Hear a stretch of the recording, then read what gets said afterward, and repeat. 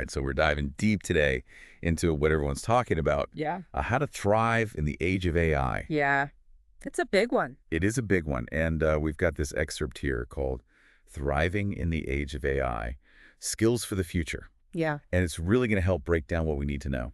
Yeah, this is a great source. It really gets into like the nuts and bolts Yeah.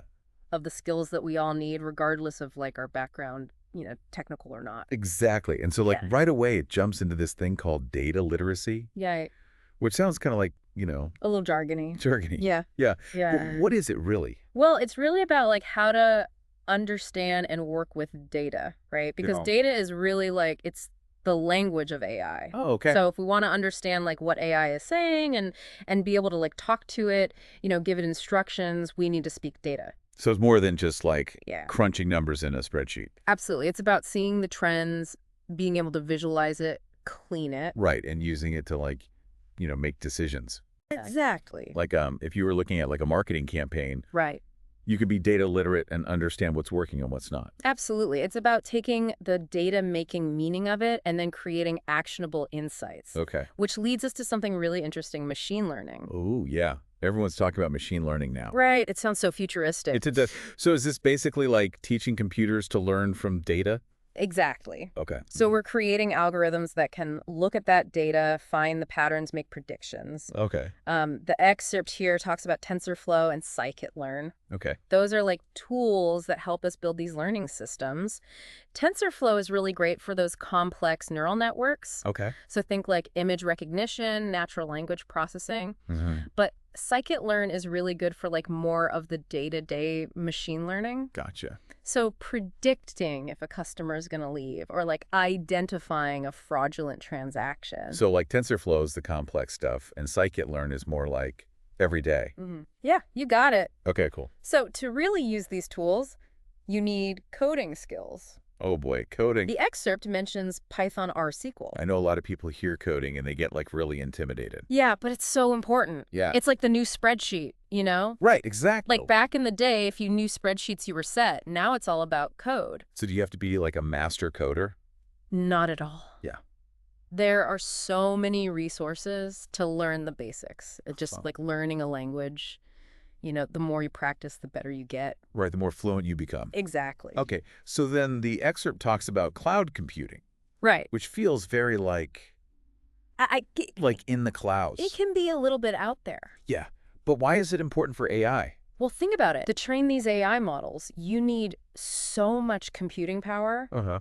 and storage. Okay. Cloud platforms like AWS, Google Cloud, Azure, they give you all of that on demand. Oh, so it's like having access to a giant supercomputer. Exactly, without having to like build your own data center. Gotcha, so instead of like Yeah. having to build it yourself, you just like Plug and play. rent it, basically. Exactly, and it's especially important if you're building like large-scale applications. Okay. Imagine you're building an app that uses AI to personalize like recommendations for millions of users. Oh, yeah. You need a ton of infrastructure for all that data, and that's where the cloud comes in. That makes more sense now. Yeah. Good. So then there's this thing that really stuck out to me in this excerpt. Okay. It really emphasized domain expertise. Right? And basically saying that, like, even if you have all these technical skills, Uh-huh. you need to understand your field Absolutely. to, like, really be successful with AI. Yeah, like let's say you're in healthcare. Okay. Knowing medical terminology, understanding how patients flow through, the system, being aware of the ethical considerations. Right. That's going to make you a much better AI developer than someone who just knows the tech side. So it's like taking what you already know and combining it with these new AI skills. Absolutely. To, like, make something really impactful. Yeah, it's about the application. Okay. And it's not just about building it, it's about understanding the results. Okay. And that's where critical thinking is so important because it's so easy to get like wowed, by the AI. The magic of it. The magic, yeah, and just like believe everything it says. So we can't just blindly trust it. No, we have to critically evaluate it. Okay. Understand the limitations of the model. Right. And just ask ourselves, does this make sense? Does this make sense in the real world? Yeah, in my field. I mean, what I know. So that's a good point because Yeah. it is a tool, and like any tool can be used for good or bad. Absolutely. And then the last thing that this excerpt highlights is communication and collaboration. Yes, because AI projects are rarely a solo thing.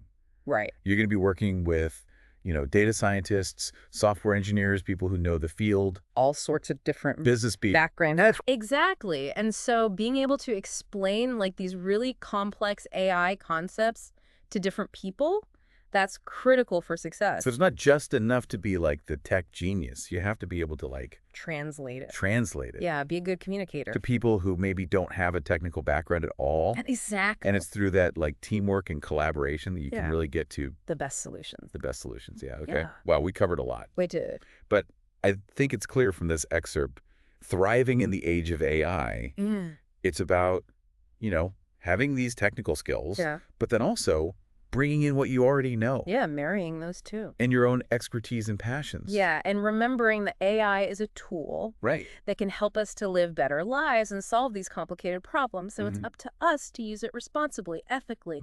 Keep questioning, keep learning, Keep learning. and adapt as the technology changes. So what exciting AI applications will our listeners create? I can't wait to see.